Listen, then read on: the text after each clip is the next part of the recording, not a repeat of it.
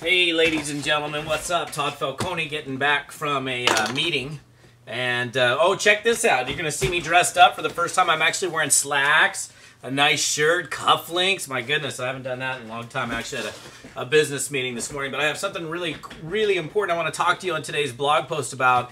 And it's two issues. Number one, it's when you hear about companies that are paying people to come over. We're offering huge leadership bonuses, and we're going to pay you a $1.5 million signing bonus, $2 billion, millions of this, millions of that. I get that, and that's a practice that takes place occasionally in this industry, and sometimes people often wonder, well, what does that mean, or how do you deal with that? Who gets that money? Why does that stuff happen? The reality is, and there are definitely instances in this profession where a company, because they're looking to attract some leadership that are going to go and do, they'll actually pay somebody some kind of stipend or upfront money. You've heard people get, this so-and-so got paid $1.5 million to go over here and guaranteed check of this amount, and that stuff happens. I mean, I'm going to give you my philosophy on that. I'm not going to.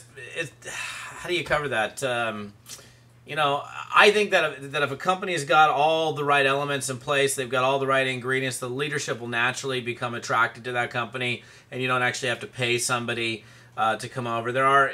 I'm not going to say it's a wrong thing or a right thing to do, but the fact of the matter is people are paid. In fact, I'm bringing this blog post up because within the last, week and a half, I've had 2 different phone calls from 2 individuals stating companies that are willing to pay big bonuses for leaders. And what's a leader? That's somebody who's had some kind of history at some point where they had built a big organization, if you will. So therefore, they've got some pulling power. So that's actually that's not a bad thing. Now, you understand what that simply means is that it's good to have some skills. It's good to build a track record. It's good to build a track record of being a recruiter. Like, for example, I've gotten those phone calls. I've been offered the money. I've been offered deals to come into different companies, into different positions where, hey, we'll give you this amount of money or whatever. I've never taken a deal. It's just not been my style. Not to say I would never do that, but I've never have. Now, I'm going to change the subject and also talk about paying.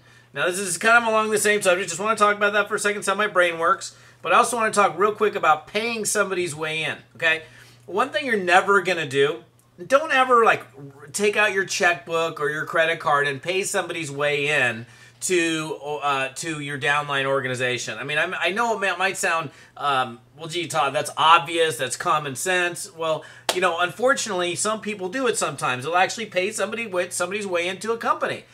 Here's the deal. You as an independent business owner, as an independent entrepreneur, don't have a vested interest unless you got something in there. Unless you got something in there in terms of A, money, and B, commitment. I mean, number one, it's like if you had $1 million, and this is another point, real quick point. If you had $1 million invested into this business, if you had to write a check, borrow money, beg, borrow, steal money from friends or family members, whatever you had to do to get in and start your network marketing business, which you didn't have to do because it's too cheap to get in, which is a problem, I think, but it is what it is. You would do everything to make that business work. Here's a last tip for you. Treat your business like it cost you millions of dollars. Like it literally cost you everything to get it going. And guess what? I guarantee you're not going to be an absentee manager. So, hey, just had a little thought about people getting paid to get into deals. Don't pay somebody's way in.